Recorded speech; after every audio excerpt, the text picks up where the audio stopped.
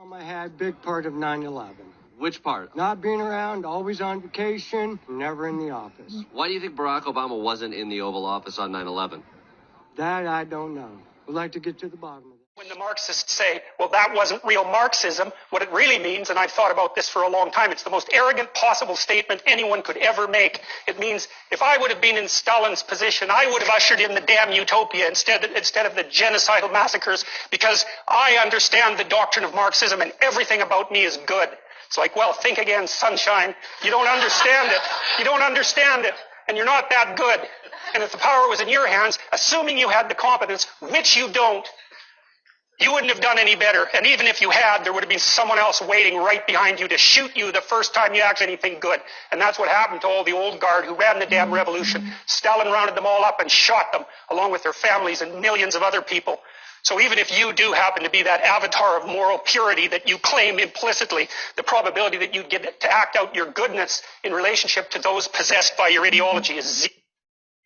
Good morning and welcome to NPR. A quick trigger warning. If you're a human with emotions, you may want to avoid this program. Today on the show, we talk about racism again. We interview Robin DiAngelo, a white woman who makes $50,000 a pop telling massive corporations over Zoom that their white employees are the devil. We then ask you, the listener, are you racist? If you say yes, you obviously are. If you say no, you're in denial, which means you obviously are. You then get even more defensive because you truly claim to not be a racist, so that when we accuse you of being racist over and over, that's really annoying and kind of crazy. But the more defensive you get, the more we call you racist. The more we call you racist, the more defensive you get. Until you're so infuriated from being called racist based on just the color of your skin, which is actually the definition of racism, that believe it or not, you may over time become a little racist. Making us right all along. And just a reminder, this is a publicly funded show, so all of you racists are actually paying for it. Coming up, should your animals be vaxxed and how does that relate to the patriarchy? We'll be right back. Racist. Quick point of personal privilege. Yes. Guys, first of all, James Jackson, Sacramento, he, him. I just want to say, can we please keep the chatter to a minimum? I'm one of the people who's very, very prone to sensory overload. There's a lot of whispering and chatter going on. It's making it very difficult for me to focus. Please, can we just, I know we're all fresh and ready to go, but can we please just keep the chatter to a minimum? It's affecting my ability to focus. Thank you. Thank you, comrade. Okay, is there a speaker against name, chapter, pronoun? Point of personal privilege. Yes. Please do not use gendered language to address everyone. Okay. Point of privilege. Mm-hmm. Can I reiterate that we, for the sake of our comrades who have sensory issues, refrain from hissing, loudly shouting out your opinion on a vote, or waving banners and signs that reflect your vote in front of people? Yes, Thank you. absolutely. Thank you. Hi, everybody. Brian Laverne, he, him from Houston. I will begin reading the summary. In the complete report... Point of personal privilege.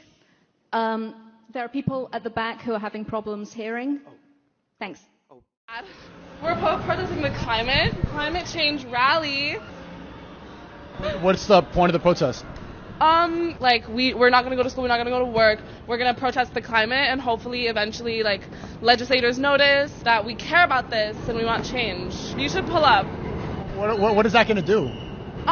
It's honestly also just very empowering. It's fun. You meet people, do you care about the climate? I do care about the climate. I'm not sure what this does, though. But does it hurt? What else are you going to do? You feel really good about yourself. Do you think you do it to feel good about yourself or for the climate? I do it for the climate, and an added positive is that you get to feel good about yourself. It's like win-win. You do it if it was raining?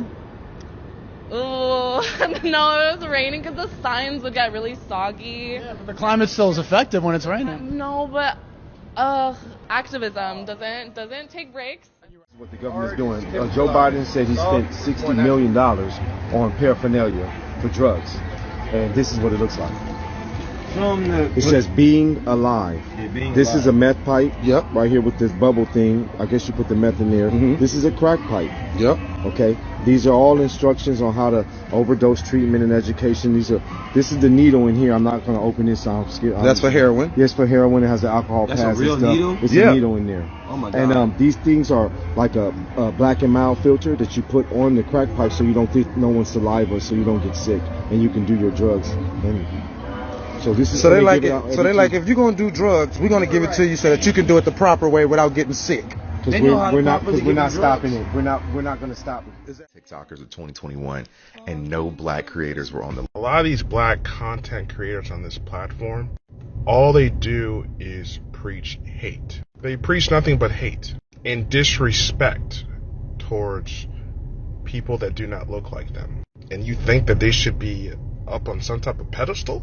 The millions and millions of dollars of generational wealth? Go after the Obamas. Go after Jay-Z. Go after Beyonce. Go after all these entertainers and athletes, because they got plenty of that. They earned and worked for it, though. America is a nation that can be defined in a single word. I was going to put You own all of Twitter or Facebook or what have you. You don't have to explain yourself. You don't even have to be transparent. You could secretly ban one party's candidate or all of its candidates, all of its nominees, or you could just secretly turn down the reach of their stuff and turn up the reach of something else, and the rest of us might not even find out about it till after the election.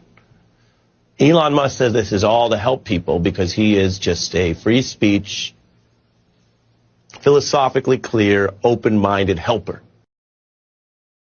It's segregation. It's segregation, 100%. They're creating the divisiveness. 10 years ago, you would say, oh yeah, I don't see color, right? Like, I don't care about the color of people's skin.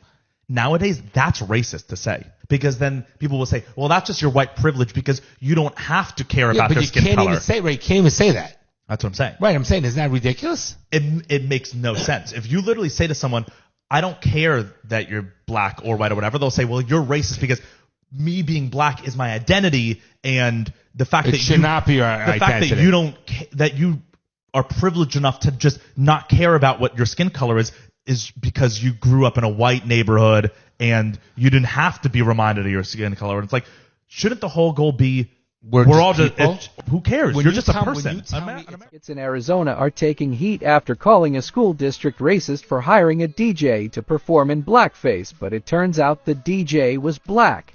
Stuart Roden and Jill Lassen, who specialize in diversity, equity, and inclusion, lambasted the Scottsdale Unified School District's Hopi Elementary PTA for its decision to hire Kim Coco Hunter. Roden did not appear particularly apologetic and posted a side-by-side image of Hunter on Facebook to try to show that the DJ darkened his face even if he is black. Hunter then ridiculed the accusation that he was a black man doing blackface. Was I not black enough? How black do I got to be for people to know that I'm an actual black person, he said.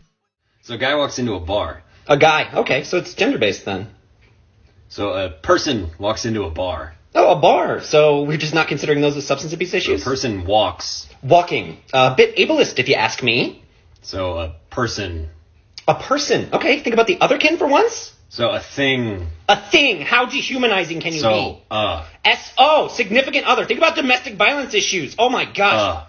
And now you're grunting like a caveman.